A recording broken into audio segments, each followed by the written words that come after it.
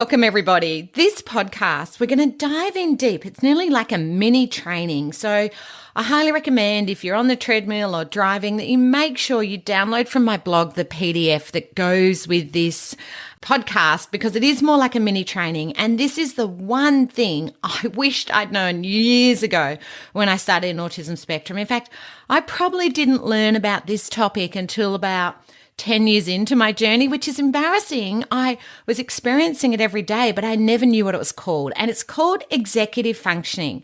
So in this podcast, we're going to talk about what is it, what to do. Most children with autism spectrum and ADHD, executive functioning is something we really need to understand. But the exciting thing about executive functioning, it's actually a muscle really in your brain. And the more you use it, the better you get. And really, like literacy, like teaching children to read, we need to help them practice their emotional regulation, which is part of executive functioning. This is true of all areas of executive functioning. So the way I like to look at executive functioning, years ago, I saw this great clip on YouTube that explained executive functioning like the air traffic controller in your head. So if you can imagine, while you're listening to this, you're blocking out other noises, you might be multitasking and driving or on the treadmill, or I tend to listen to podcasts when I'm walking, but there's a lot going on around me, but I'm listening. For many children on the spectrum and ADHD, if there's too much stimulus, they can't focus on one thing. And you've all seen this, where the teacher's talking and they're looking out the window at a bird. I remember one of my boys one year in nap plan didn't get any nap plan done because his favourite thing in the world was birds. And there was an owl in the tree outside the school hall where he was doing nap plan. So as if he could focus on nap plan, that owl became just hyper-focused. And you've seen this where they focus on the wrong things often, whereas the rest of us can block this out. So imagine the air traffic controller. You have noise, you have sound, you have emotions, you have information, all of this coming in, and you have to control that. And for many children with autism spectrum, they can't actually regulate that. Hi everyone, welcome to the Sue Larkey podcast. As I always say, you have to embrace difference to make a difference. Let's dive into today's podcast.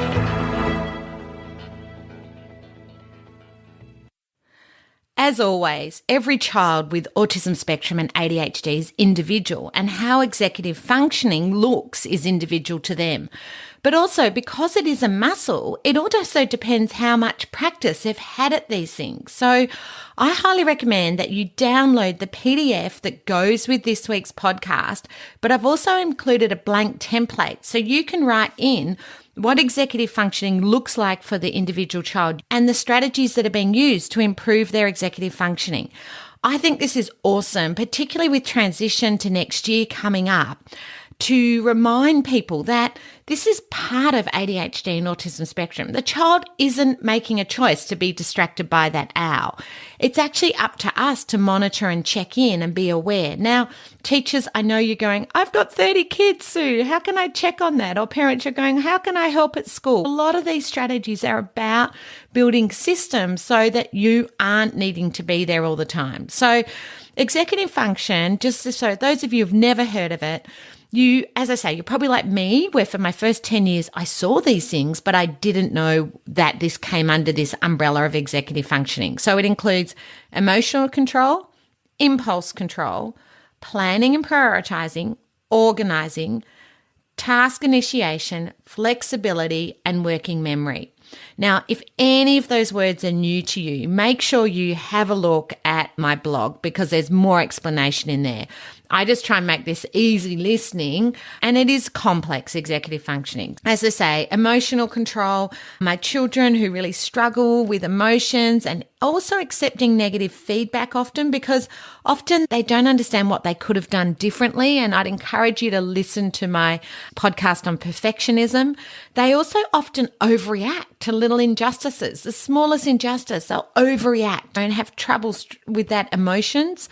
And They often struggle to finish a task when something upsets them. So if they make a mistake, they find it hard to go back to task. But emotional control, as I say, affects all areas of their emotions. So if they're playing a game and they lose, or they can see they're going to lose, they might have trouble with that. So I'd love you to observe over the next week all of these areas and start to just make notes of where this child might need to build up that muscle of emotional regulation or planning or prioritizing or inhibition, like all these areas, and really think how you can support them and what are the things you can put in place. So for many of my children with emotional control, I do highly recommend you do my emotional regulation course. It's like a 3-hour course, so I can't dive in deep to that today. But if you've done mine or Tony's course, it really builds on understanding how to help children regulate their emotions and what you can do to put in place to help them understand their emotions, but also other people's emotions. Emotional literacy to me is with reading, you have reading, comprehension, you have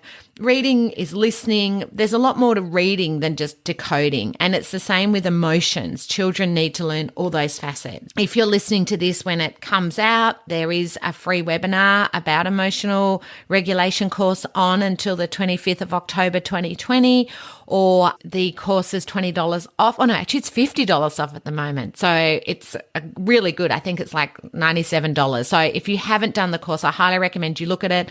Huge folder you can print out, refer back to forever. And the schools who have done it are using it with so many kids. Can I tell you, not just children with autism and ADHD, lots of neurodiverse kids with trauma and so forth. So I highly recommend you have a look at that. But anyway, let's dive in deep. So impulse control, what does that look like? Impulse control looks like calling out, rushing through activities without checking, inconsistency without following the rules. Now, for many of my ADHD kids, this is where medication can really help them with impulse control. Now, no one wants to medicate children. None of us want to give our children medication. But I would find for children with ADHD, if you don't want to medicate your child and they have trouble with impulse control, you're going to have to work really hard on this.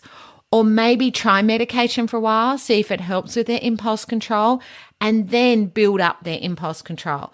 I am very eclectic in my way with all children, and medication might be just part of your toolbox. But I also think that you should be still working on impulse control for that child.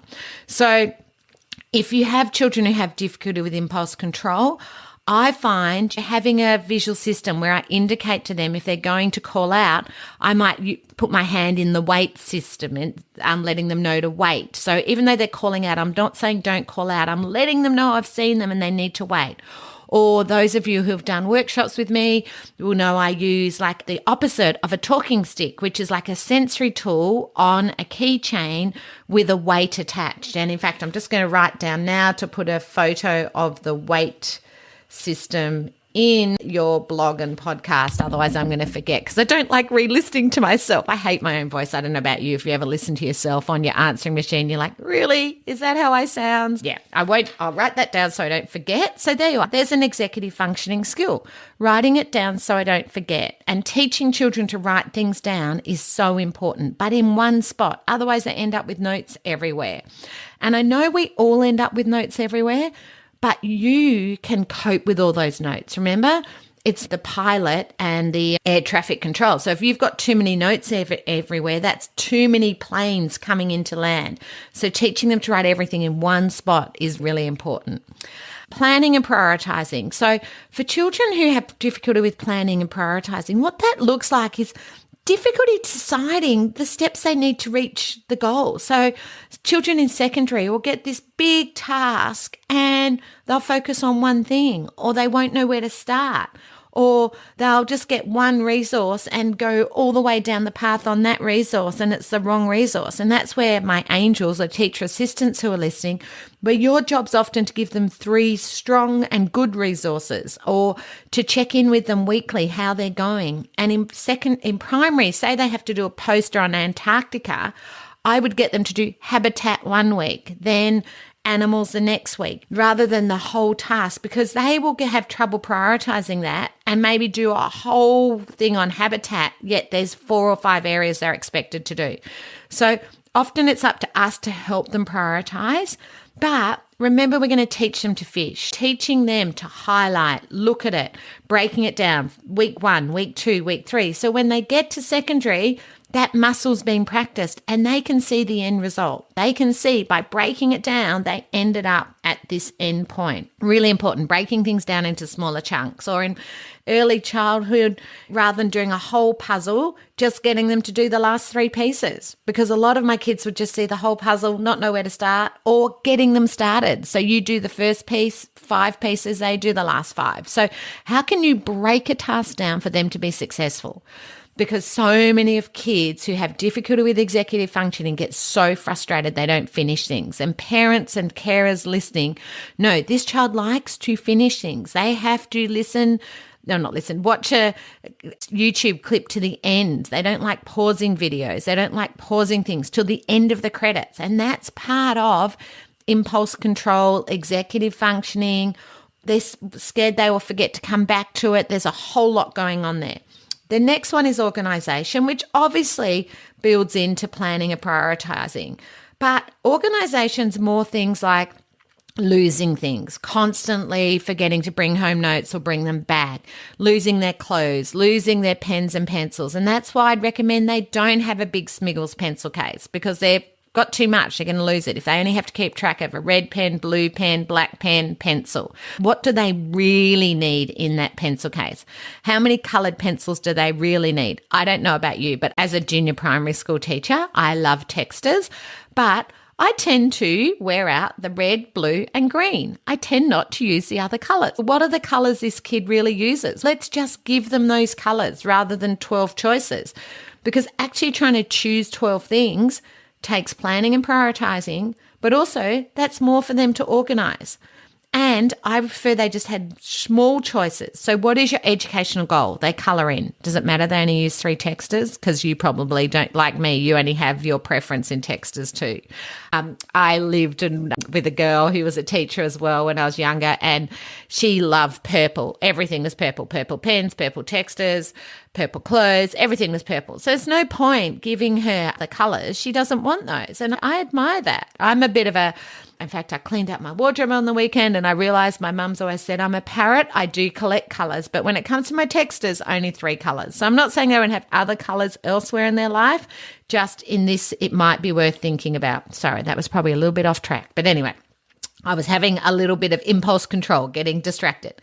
And we all use this every day, remember? You use this stuff every day. Now, task initiation. This is the kid who really struggles to get going, who once you get going, they can get into the task. And this is particularly true for ADHD kids, and why those of you who've done my workshops know I talk about the 5-minute warning, that this kid often does their best work in the last 5 minutes. So they sit on the runway, if we're using the plane analogy, and they fluff around and they procrastinate, and then they take off and they get heaps done. But if you don't give them a 5-minute warning to finish, they're just going to sit on the runway the whole time. They have trouble. That's like when you go 5 minutes to go, it initiates them to get going. Now, when I went to school, I truly believe the task initiation was rule up your page, write the date. So you need to think, what's the task initiation for this kid? Even if he is writing the date every day on top of their page, even if it is writing what subject, or have a think, how can you help them get going? Is it open the book, get out your pen? Just getting going. For example, with fitness, they say just getting the shoes are half the battle. Like, what is the thing they need to do to actually take action? So often these kids come across as lazy or procrastinating, but they're really just overwhelmed and don't know what to do and putting things off. And that's why for these kids, routines are so important. So I've got friends who are really good at fitness, including my husband, Andrew. But 4 o'clock every day, he has a set time he exercises no matter what. Like, his alarm goes off, he just does it at that time. So he has a routine. Whereas I tend to have to fit it in around every day. For me looks different. One day podcasting, one day in a school, one day in a different place. So I can't have that set routine. And so I get really slack. And so I have to think about, how am I going to make it a routine? Because I know if I'm going to the gym, I do it. So what is the thing that'll initiate it for that child? Or if I'm going for a walk with a girlfriend, I always turn up. So have a think. How can you get them to initiate that task? What is going to do that? And honestly, for some of my kids, it's a good reward. Like half an hour homework, half an hour on YouTube. At school, 25 minutes work, 5-minute walk. So the reward gets them going. Have a think. What is going to get them going? And for kids who procrastinate, I would be using my digital schedule. And I'm just making a note. I'll make sure I put the digital schedules in the podcast this week so you know what I'm talking about. But the advantage of the digital schedule, you can pause them.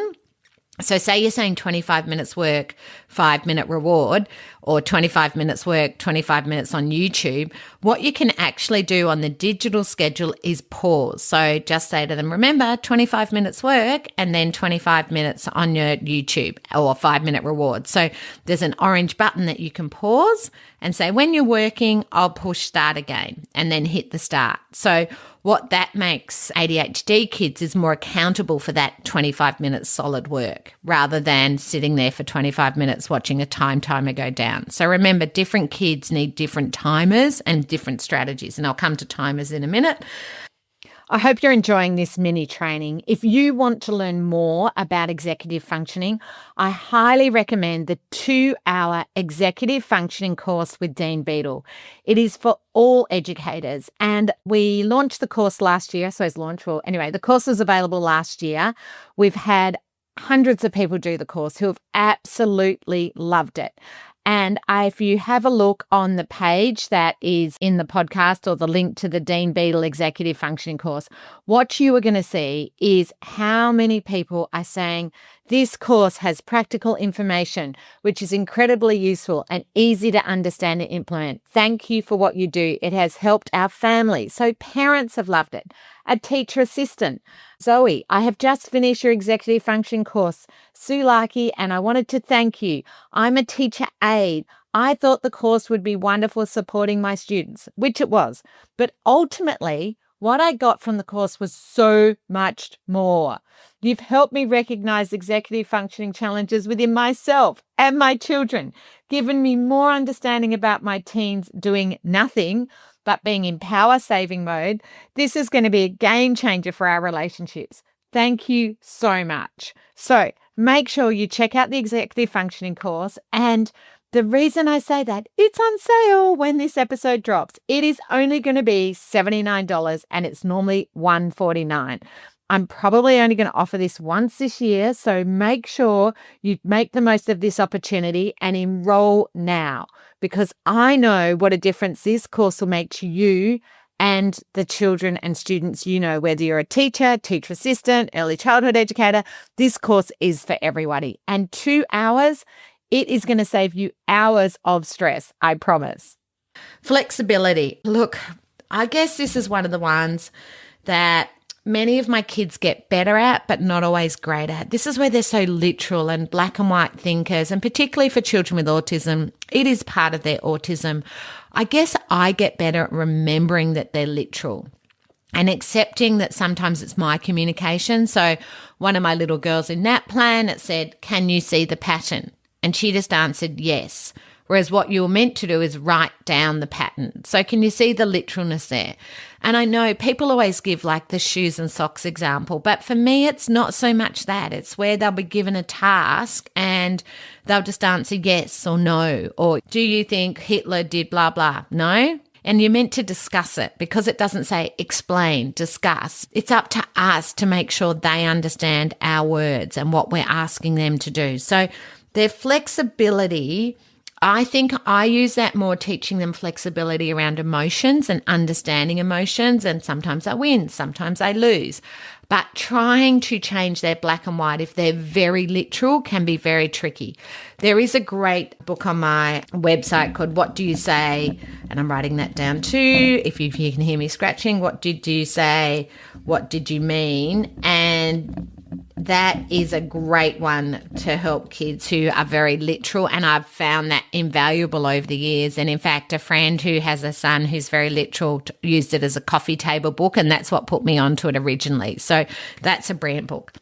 Working memory. Now, this I get. Can you hear me?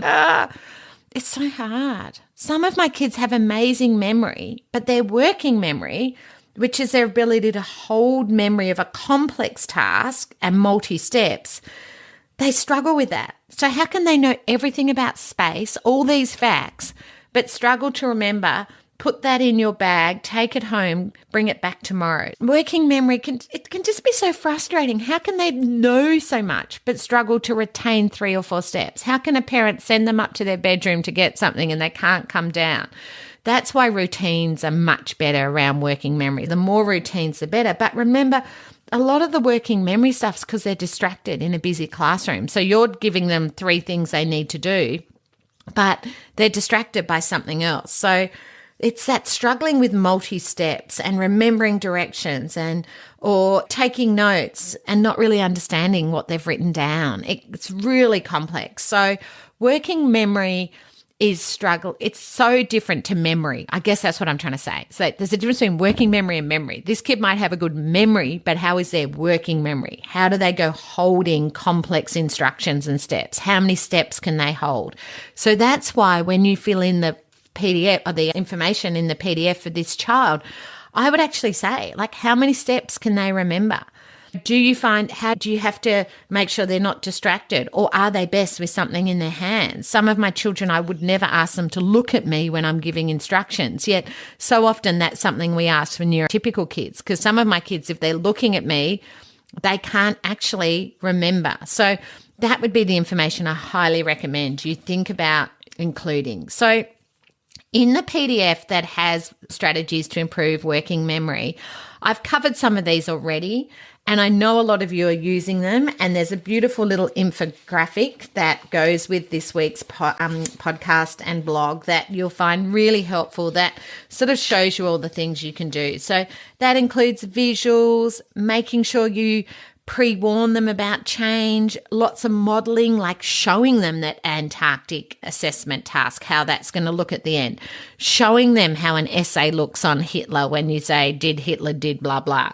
Lots of modelling, particularly around emotions and organisation. The more routines, the better. Lots of systems. So that note that needs to go home goes in a plastic sleeve in their bag so that they know where things are and it doesn't get lost.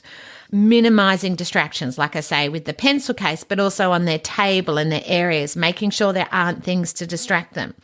And time management. Now, I've mentioned digital schedules. I'm a huge fan of time timers, and different kids need different things for this.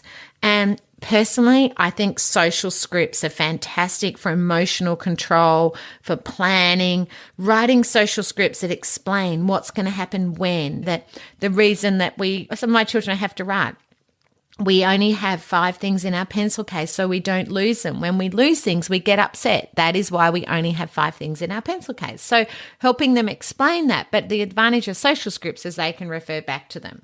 So all of these things, I hope you agree, are really helpful. So in this week's podcast, as I said, there's an infographic. And what we did, as in me, I put it on Facebook and asked people, look, which of these things are you using? What else are you using for executive functioning? So I had on there things like a daily schedule, write homework in the same spot, teach and practice routines, give many deadlines, explicitly state what's important information to be shared, give organisation time at the end of each class, so making sure at the end of each class there is time to pack away, use timers to give 5-minute warnings, reduce distractions around the classroom or at home around where they do their homework, give brain breaks. That's so important with emotional regulation, and have a supply of classroom office things so that they can have backup. Now, I love my Facebook community. You guys have come back with so many other ideas and comments. So if you're not part of my Facebook, please join. It is the most beautiful, positive, caring, amazing community. I get on there every day and it always warms my heart to see all of you on there. So please make sure you're part of it, because I always ask like any questions for an upcoming guest. I'm always on there asking, how can I help? So please remember, Facebook's a great way for us to connect. Mandy said, teaching kids to break the information down to do and a done checklist. Absolutely. Love it, Mandy. Couldn't agree more. Lindsay said, visual instruction for any verbal instruction. So any verbal instruction, they have a copy of visual instructions to take home with them. Brilliant. Love it. Kim said hydration breaks. Absolutely. And lots of you have heard me talk about the importance of having the water on their desk and making sure they're hydrated. Because remember, part of executive functioning is having trouble regulating when you need the toilet, food, and drink. That all comes under that. And that's why I believe in toilet timing and food timing, not waiting till the child's hungry.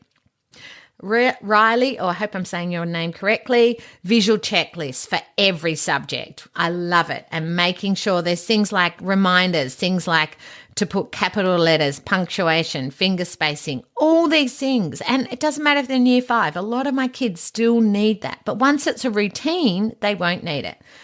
Give an example of what the finished task looks like, said Penny, which is exactly what I've said a few times. Thank you, Penny. Sandra, remind them when change is coming up, because remember, when there's change, there's a lot of executive functioning required. You need to be able to finish what you're doing. You need to be able to get organized. You need to control your emotions if you didn't get to finish something. So much in that. Alison said group similar tasks together so they don't have to stop and start. Love that. So less transitions. So groups, and I used to always have a start and finish box in my class. So my kids with ADHD and ASD would take from the start, but it might go maths, English, whatever. But they weren't actually having to get up and move around to other groups. And often I brought other children to them rather than them having to move. Depend on the kids. Some kids actually need that movement. Kim said, colour coding for subjects for home and school. Love it. Assigned seating. That's exactly what I was just talking about. I love that. And making sure they understand the marking criteria and how that assessment works. So showing them, what I would do is show them the criteria and what it looks like as a finished product and how that connects, and sometimes colour coding to show them, here was the criteria, here's where that was answered.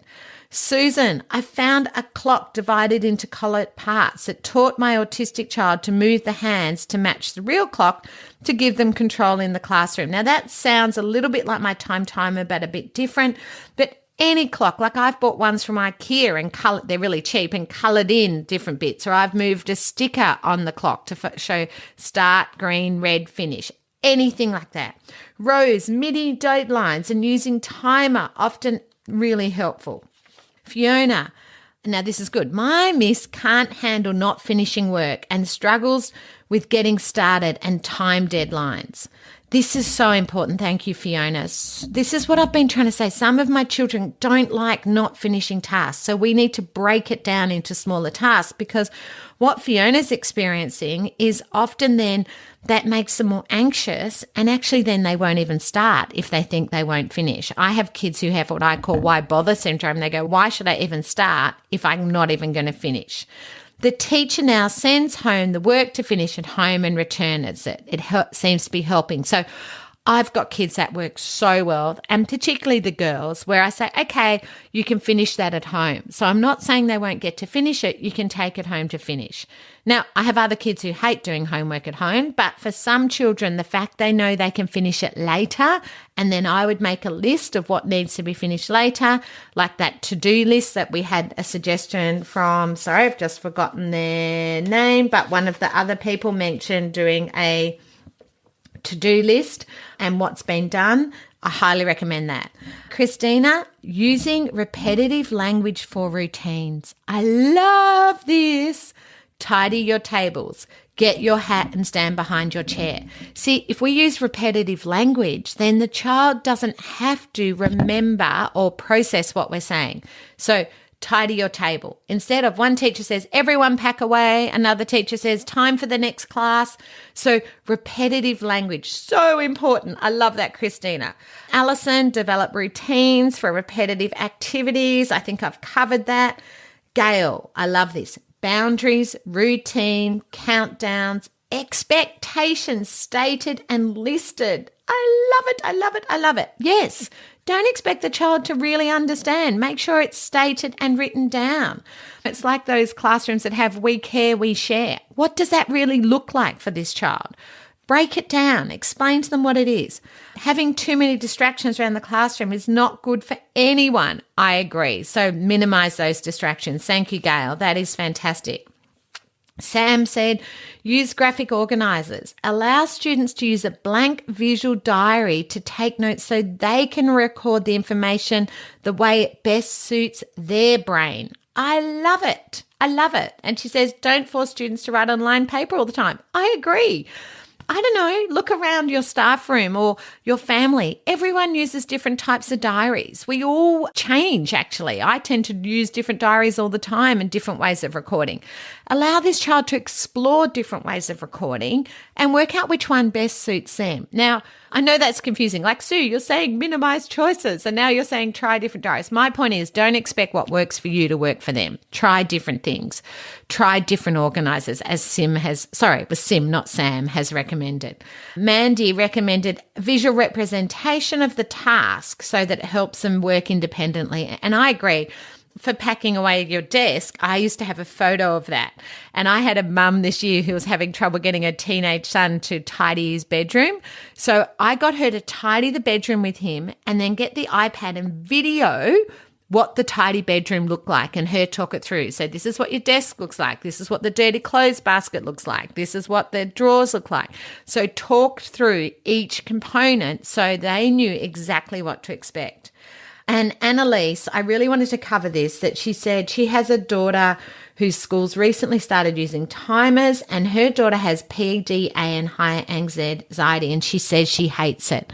Yeah, she probably would, because part of PDA is wanting to be in control. So she wouldn't like the timer probably. But what I have found very helpful for PDA and ODD kids around timers is letting them put the timer on. And that's why I love the timer, because they can put it on. I would also recommend that she always finishes the task and watches the timer count down. So if the task is going to take 10 minutes, I would be putting the timer on for 20 minutes. You have to set her up for success with the timer. And I would do lots of modelling of using the timer. I'd put the cake on in the oven. It said 20 minutes on the packet. Oh, but when I looked, it's not cooked enough. That's okay. I can put it on for another 5 minutes. Oh, the timer said I had 15 minutes to do that task. I haven't got it all done. That's okay. I can take another 5 minutes. Her worry is, what if she doesn't get it done in the time? And so therefore it causes anxiety and she feels out of control. So we need to model what to do if she doesn't get it done in the time frame. Is she going to put it in her bag to take home to finish? Or is the teacher going to go, that's okay? And I would write social scripts around this. I would also try the timer schedule, the digital schedule, and use it to count up rather than count down, so that she can actually record, oh, it took me 15 minutes to do that task. How long did it take me to do the maths? 10 minutes, 15.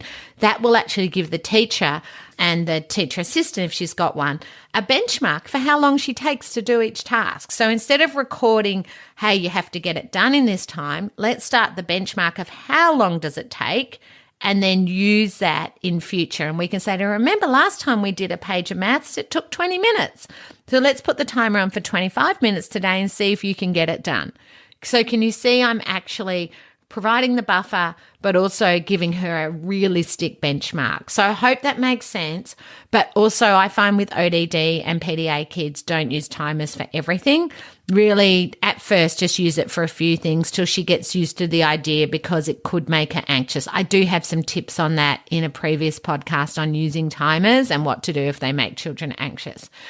I'm very conscious this has been probably a little bit of a longer podcast, but I really hope you've got some practical tips and ideas.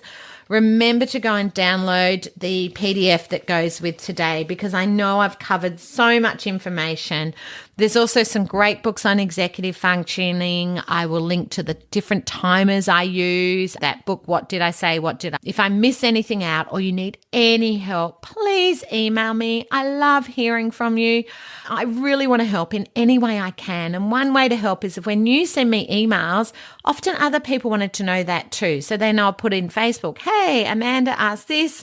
If anyone else wanted to know, here's my thoughts. Or James listened to the podcast and he wanted to know about this. this, I've let him know, but any other ideas. So remember, we're all learning together. We're all trying to help each other here. I am still learning. The day I stop learning is the day I stop working and loving kids. Well, I never stop loving kids on the spectrum, but I am still learning. Every child I meet teaches me something different. So thank you for listening to this longer podcast. I hope you've got some great tips and strategies to make a difference, and look forward to hearing from you in my Facebook or via email. I hope you've got some great tips and strategies from this podcast. If you enjoy learning with me, I highly recommend you think about doing a course this year. Not only do I have courses by me, I have them with people with a lived experience, Temple Grandin, Dean Beadle, or other educators like Laura Kirby, PDA. I have a wealth of courses that'll make a difference to you. So make sure you check out all my online courses, because you can learn online, anywhere, anytime, in a place that suits you, at a speed that suits you. So check out all the online courses that are available to make a difference to you and the children you know.